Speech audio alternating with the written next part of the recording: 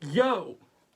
Today I'm going to be doing my top 10 games. I did do this previously, but that video is old and outdated.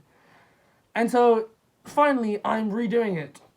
Because it's really needed it for a long time now. With my really squeaky chair. So, how I'm going to do it this time around is I'm going to have a limit of one game per series. Because last time round, there was a franchise that had 2 or 3 entries on there. And I didn't really think that that was fair, when you have a third of the entire list be dedicated to one series. I hope that made sense. Anyway, let's just start the list. In 10th place is the big motherfucker Doom. I mean, is there really much that needs to be said here? It's Doom. It's a milestone in gaming, and it's just such a fun game. Even now, 27 years later? It's still a blast to play. It's just aged so well. I mean, I haven't really played many Doom games. I've only played this and Doom 3. And yeah, I thoroughly enjoy this game. And that's coming from someone who isn't even really that big on first-person shooters. So that says a lot. Anyway, let's move on to, strangely enough, another first-person shooter. As in 9th place, we have Half-Life 2. Once again, similarly to Doom, Half-Life 2 was another milestone achievement in gaming. And, I mean, when this released, it set the standard for how to tell a story and how to design a first-person shooter. Just the pacing and how immersive the storytelling was, and the fantastic game physics. Half-Life 2 is Valve at their best, and it still stands as one of the best games ever made. So, 8th place is Sonic Adventure. Most people would generally consider Sonic Adventure 2 to be the better one, although I'd have to go with the first game, man. Specifically the Dreamcast version. Sonic Adventure, there's multiple protagonists you can choose from. You've got Sonic, you've got Tails, you've got Knuckles, and they've all got their own unique structure. For example, I mean, Sonic and Tails are mostly focused around, traditional Sonic platforming. And then you've got some more unique ones when you like Knuckles and Big. I mean, none of the stages from any of the characters are free from clunky controls and awkward level design. Though there's still so much fun to be had with this game. It's incredibly charming. The soundtrack is fantastic. It's super enjoyable. Seriously, man, when this game is at its best, it's genuinely some of the best platforming that Sonic has ever had, if you ask me. And plus the cutscenes, they are really bad, but they are so bad it's good territory. Anyway, if you're going to play Sonic Adventure, I'd recommend switching to the Japanese voice acting, as that way the lip syncing will actually match up. In 7th place, GoldenEye 007. I put this game on the list purely for the multiplayer alone, pretty much, as it's just so incredibly fun. I mean, this is a legendary title, man. This is one of the best N64 games out there. It was made by Rare, of course, so you already know that it's going to be good. And it was, again, a genuine game changer. It brought so much to FPS genre.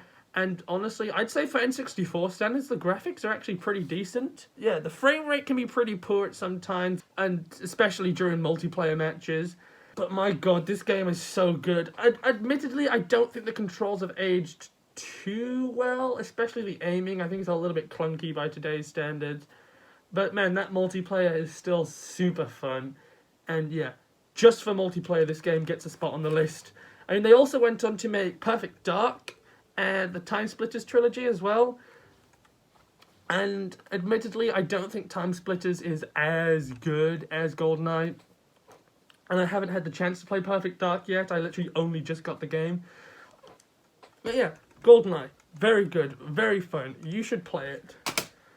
Right. In 6th place is Luigi's Mansion. This game was initially criticized at launch because it launched with the GameCube as opposed to a traditional Mario game. This Luigi's Mansion basically ditches the platforming in favor of kind of like a Ghostbusters style game set in a spooky mansion. So of course Luigi heads to the titular mansion that he basically won in a contest that he never entered, and ends up having to save his brother Mario from spooky ghosts. It's incredibly satisfying to get good at this game, and I really love the whole analog feel that the game's control has to it, if that makes sense. Like, you tug on the stick, and that takes out like one big chunk of health, and you do that again and again, and each one takes out a chunk of health, and it's just so satisfying. And of course, the mansion manages to be quite diverse as well in its design, while still sticking to its general theme, and it's just full of puzzles, albeit none of them quite reach like Silent Hill or Resident Evil levels of, puzzle, but still, it's nice for them to be there. And so yeah, all in all, Luigi's Mansion is a incredibly good game. In 5th place, Grand Theft Auto 4. GTA 4 seems to kind of divide the fan base. Some love the serious tone, while a lot of other people seem to miss kind of the more wilder and out there side of GTA. And for me, it's easily my favourite in the series. It's got the best story, the best characters, and they really modernised the combat for this game, using the triggers to aim and shoot, and it makes the combat feel so much more natural. I also really love Liberty City in this game. Admittedly, it's not as good as San Andreas from GTA 5, but I just love the way that the whole city just kind of towers over you as you look up. You know what I mean? Especially with that little, FOV increase that happens when you actually look up in the game. I also personally really like the driving in this game. I liked how it felt heavy and smooth, if that makes sense. Yeah, very fun game. I've poured so many hours into this game. Admittedly, I generally play the PC version. Very, very good game. 4th place, Resident Evil 5. I had debated for a long time whether to put 4 or 5 here, and all in all, 5 had to win out, man, seriously. I just kind of saw Resident Evil 5 as basically Resident Evil 4, but better. I mean, at this point, of course, the focus was completely moved away from scares, and it was just action-based. And I know a lot of people didn't like that, but I generally prefer the more action style of Resident Evil games. I also really like the new locale, the African setting. And also, as well, Resident Evil 5 has got to be one of the best co-op shooters out there. And the game looks fantastic as well. Like, for 2009, this game looks stunning. The game's got great replay value as well, seriously. I upgrading your weapons to max and then going back to chapter 1 and just being able to mow down all those hordes of zombies that gave you trouble first time round. It's so satisfying. All in all, Resident Evil 5 is basically just everything I liked in 4, just better, really. In 3rd place, Super Mario Sunshine. That's a lot of copies of one game. It's an absolute classic. It's probably got the most charm out of any game in the series. It fits perfectly into the GameCube era, with the likes of the aforementioned Luigi's Mansion. It's different to what came before it. It's also generally considered the hardest 3D Mario game, as the spike in difficulty in comparison to the other games is genuinely quite surprising, and the game can come across as a little bit unforgiving in areas. And of course, there's the FLUDD mechanic, man. I know a lot of people seem to not like it, as I think it makes platforming, trivial. And yeah, you can kind of see it like that. And it does make the majority of the game's platforming overall easier. But at the same time, there's so many crazy maneuvers you can pull off with it. And so mastering the FLUDD can really save time throughout the whole game. And also, those stages where they take FLUDD away from you, they are so satisfying to finally complete first time around. Because I remember being stuck on those stages for so long and just never being able to do them. And then when you finally do one, it would be like, oh, yes, like that. That's how you'd feel. I mean, nowadays I can just breeze through those stages like nothing's up. But, the controls are fluid, tight, they feel amazing. They probably are the best controls in the entire series. there's definitely some negatives to the game. I mean, there's of course the infamous pachinko machine, the poison river, the lava boats, and of course there's those blue coins as well, which are basically just padding. However, if you ask me, these issues really aren't enough to stop Sunshine from being so incredibly fun. Second place is Postal 2. I actually don't have anything physical for this. It only ever came out on PC. I only have the game on Steam, so we don't have anything to hold up. Oh no. Postal 2 has probably got to be the most fun game I've ever played.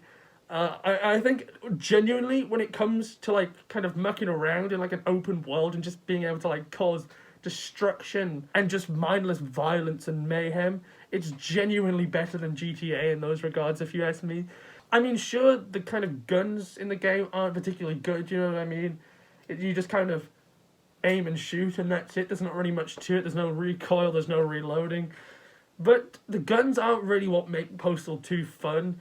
It's just kind of the opportunity, you know what I mean? The melee weapons, the piss mechanic, the kick, you know, using cats as silencers, and just kind of from the game doing stuff that wasn't really intended, you know? Like being able to get Osama bin Laden to sign your petition. It's such a fun game. I did play it on the channel. It's so good. The number one pick is, of course, you all saw this coming, Silent Hill 4: The Room. Whoa, look at that. What a surprise, huh? If you saw my Silent Hill ranking video, then yeah, this would have come as no surprise to you. And so, I'm not actually going to go too in-depth with this game since, of course, I already talked about it in-depth in that ranking video. But basically, all I'm going to say is that Team Silent absolutely went out with a bang for this series, man.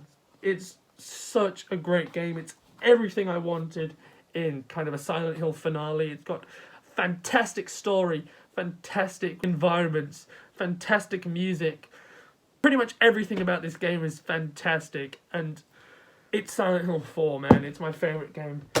Anyway, thank you for watching this video. If you liked it, leave a like. Tell me what other type of videos I should do.